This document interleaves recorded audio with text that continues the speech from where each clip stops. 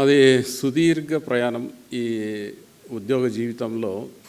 Almost 31 ఏళ్ళు కలిసి ఈ సంస్థలో పనిచేసాము.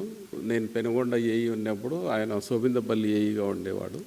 అప్పటి నుంచి పరిచయం. వన్ వర్డ్లో చెప్తాను, చాలా కూల్ అంటే అవతల ఎంత పెద్ద ప్రమాదం ఉన్నా టేక్ ఇట్ ఈజ్ బై, ఏమైంది అది అంటే చాలా లైట్, అంటే టెన్షన్ తీసుకోడు. But at the same time hard work, కమిట్మెంట్తో ఆ వర్క్ కంప్లీట్ చేస్తాడు.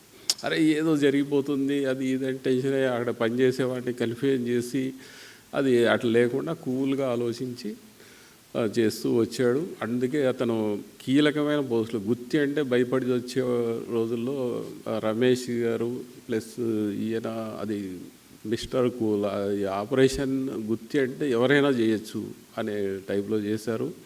సిమిలర్గా SC Nalgonda and SC central south అయినా పోతాం కానీ ఎస్సీ సెంట్రల్లో ఎవరు ప్రిఫర్ చేయరు. అటువంటిది కూడా కూల్గా ఇప్పుడు మా రమేష్ లాంటి సౌమ్యుడు కూడా నేను సైతం సెంట్రల్లో పనిచేయడానికి సిద్ధమైనాడంటే so how the situation has been changed.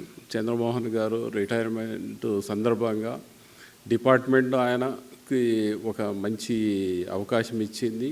Chief ఇంజనీర్గా చివరి మినిట్లో ఇవ్వడం జరిగింది. సో ఆయనకు అదృష్టము.